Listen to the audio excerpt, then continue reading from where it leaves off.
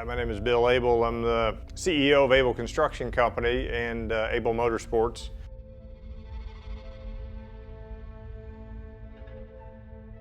Abel Motorsports began really in earnest in probably 2009 when we started our vintage racing team.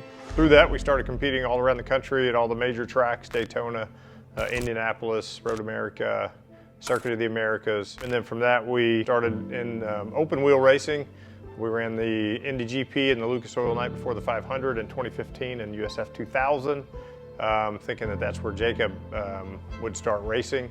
But as things turned out, he decided to go the F4 route. So, but it was super fun doing those races in that car. And for me and the rest of the team, it was kind of a way for us to sort of grow to the next level and start competing in a professional level series, which that's what that was, and we picked up a few new guys at that point. At the end of 20, John Bruner, who had been managing Bilardi Autosport, they basically shut down because of the pandemic, so we began talking to John, and within a couple of months of courting, he eventually decided to join us at Abel Motorsports, and that was probably the single biggest turning point in the history of our team when John decided to come with us. At the beginning of this year, John started talking to Neil Innerson about possibly running his son RC in the Indy 500.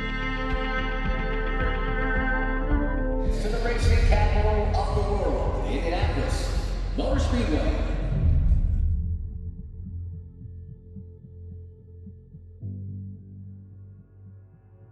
So we're getting ready to go do an install lap, and then we get to finally go into our ROP, get that out of the way.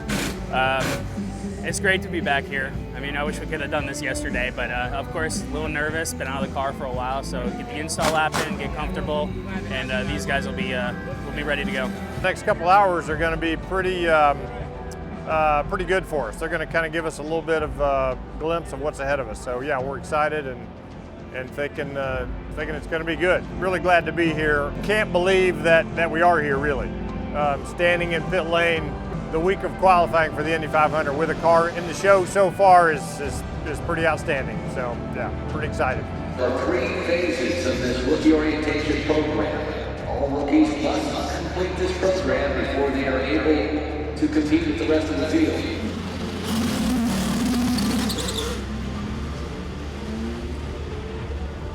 Line for RC.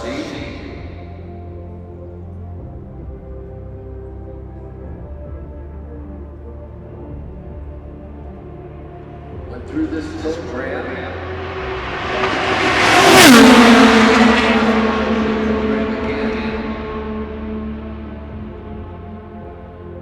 Getting up to speed, RC Peterson. Feel for that car.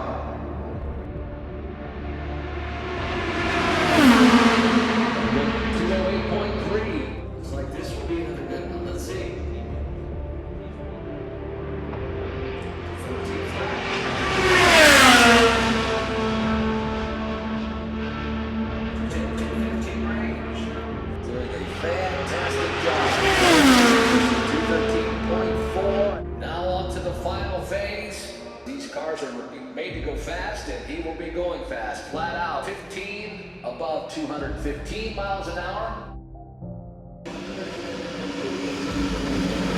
Well, we just finished ROP, car's back in the garage. Obviously we have to do some things when we run upwards in a mile an hour. So we're coming back, getting things sorted. We'll hopefully get back out on track soon, but everything went smooth, super smooth, no problems with the car. It's got a lot of speed, so it's even in race trim we had pretty spectacular speed comparison to the last time I was here.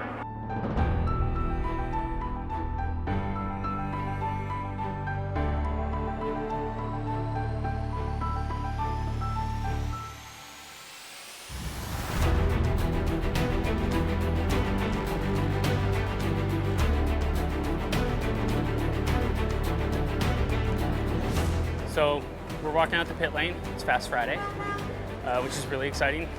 We're gonna finally get the qualifying boost. We're gonna be seeing how much pace this car's really got. Make sure that we tune in the handling and really just get a gist of what kind of speed we got for tomorrow for qualifying. So it's gonna be a fun day. Don't know how many laps we'll really do today. It'll probably be like 3 or 4 runs. So not very many laps you'll see on track it, but it'll be some insane speeds you guys will be seeing today from everybody, not just us. So we're pretty confident, and yeah, it's going to be an exciting day.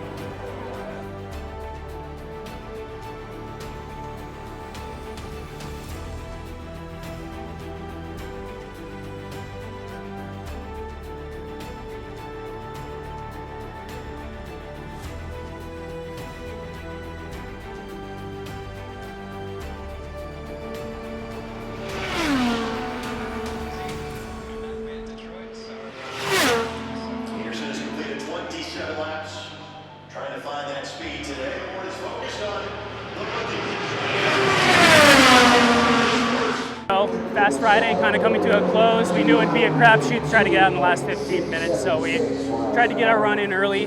Finally, a decent run. We got 4 laps in without the car trying to kill me. I think we just really underestimated how much downforce we were really going to need. Once we kind of got the car more stabilized, we were able to put together 4 good laps. Wish I had the car to start with like that, but I mean, that's the part of racing. If your car is not the best, you work on it and make sure you get it to an optimal spot. Tomorrow, qualifying draws here in I think 45 or so minutes, so we'll hope for an early draw. Just cooler temperatures in the morning, and we'll see how things go tomorrow. Happy to have you here with us for our qualification draw, where we set the order that the cars will go out onto the racetrack tomorrow for the time trials to begin setting the field for the 107 Indianapolis 500. Let's bring up Bill Abel, the team owner for R.C. Enerson. How you doing? Good. Got a number. What do we have? 16. Pretty good. Basically right in the middle. So not too bad for us. We'd love to finish where we drew. That 16th spot would be good for us to qualify there. We would be pretty happy with that.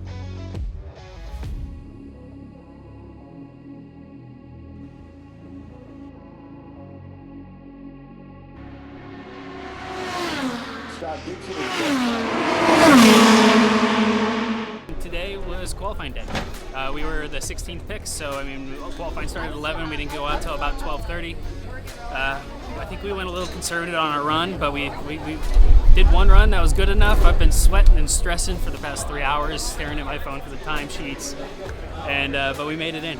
We made it in, starting 29th, and we get to rest tomorrow and just focus on the race. So yeah, I mean, it's just been amazing. This whole crew, John Bruner, Bill Abel, my family, just everybody's they busted their ass on this car for the past 2 to 3 months. So it's just awesome to see it pay off. I mean, we've been at IndyCar team for 4 days, so it's cool to put this thing in the show, and let's get ready to go racing.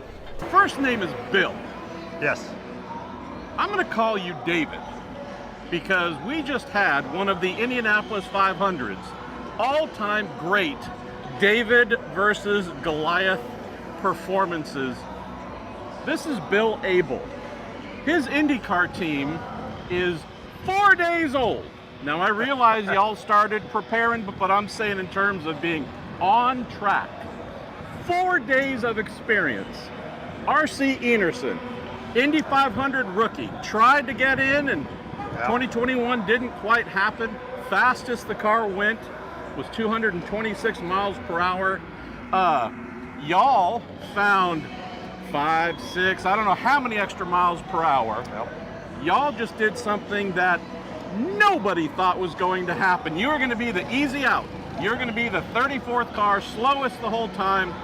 Bill Abel, tell us what it feels like on this track in the series you've dreamt of, that you love, to be here for the first time. You are locked into the show, top 30. I'm going to try to put together a few words without breaking up, because this is just so awesome for us. So proud of our guys, and everybody says that, but for us, it's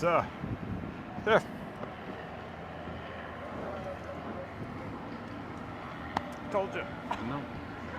But you deserve this because you put in the effort and you put the right people together. John Bruner, as salty a dog as you're going to get, somebody who everybody loves in the paddock.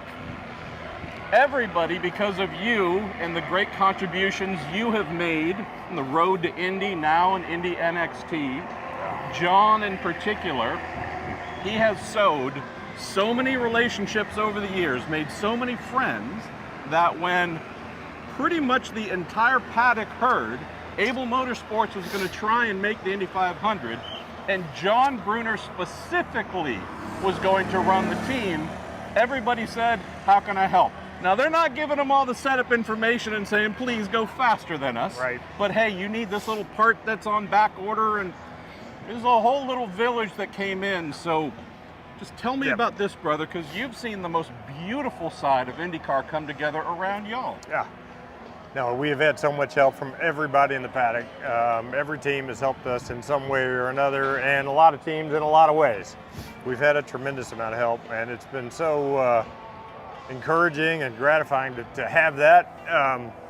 And the team that John put together, I mean, the guys we've got are, well, I mean, we displayed that, we demonstrated that here the last couple of days. It's amazing what's happened, and yeah, you're right. 4 or 5 days ago, or literally a couple of weeks ago, we were still hoping to even have a shot. So yeah, things have come together really quickly for us, and I haven't really even allowed myself to get to the point of even believing that we would be, not believing, but actually letting my mind go to the fact that we would be in the Indianapolis 500. I've just not gone there until really right now.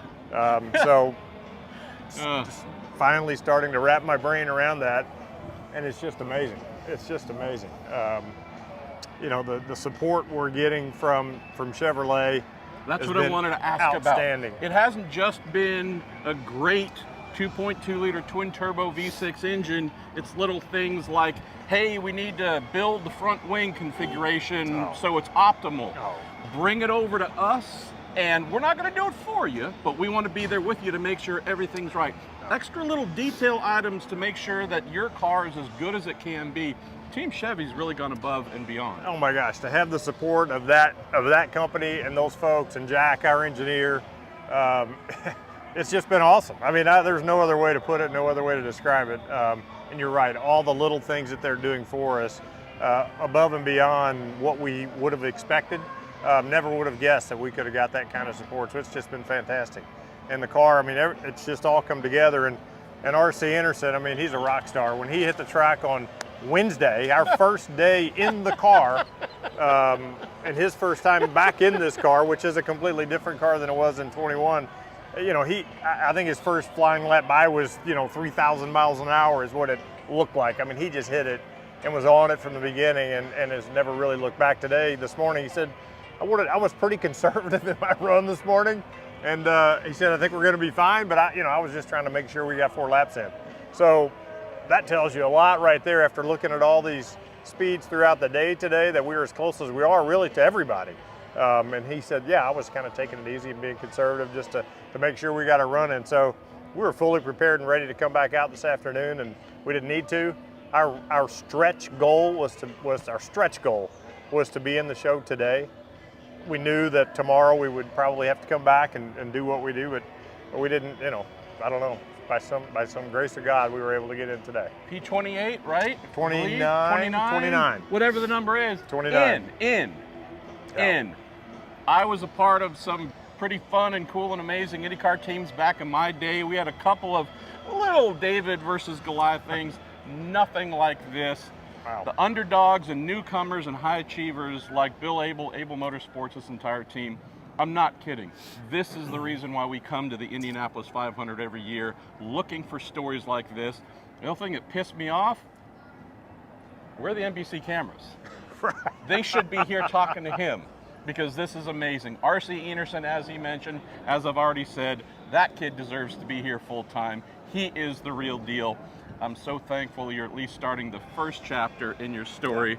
I was going to ask if I could get you to commit to be a full-time team for the next 20 or 30 years, but let's get through the first race before we reach that high. But seriously, for sure, Bill Abel,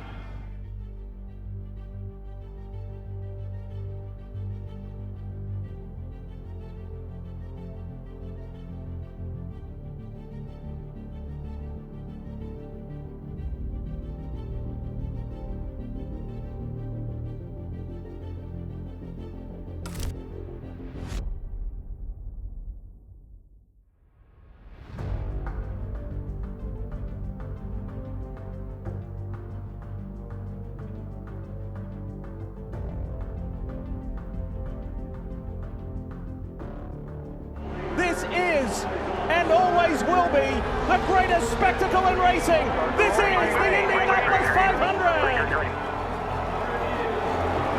And Alex Palou leads very strong into turn one. Renus VK and Felix Rosenquist with Scott Dixon going high. Side by side with Scott Dixon there. A great move from the veteran. We got too wide all the way down through turn one. As we see turn two now, everyone files through clean.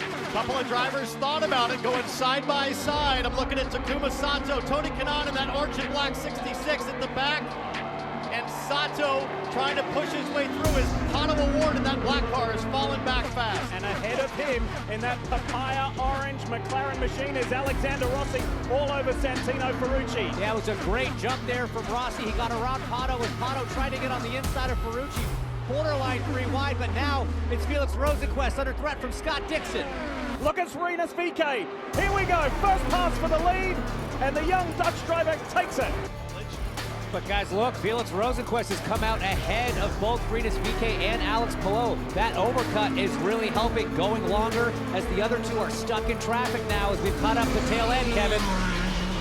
And Power knows that he's going to have to get up to speed here quick. Look at Pato Award on the inside. Slices up on Renus VK, tucks in behind his teammate. A forceful move, but I like the patience out of VK. Still early in this race. VK's right at the front with the fast race car. He's not going to risk it going into turn one. RC Enerson holding up the pack a little bit here. We have a retirement in the field, unfortunately.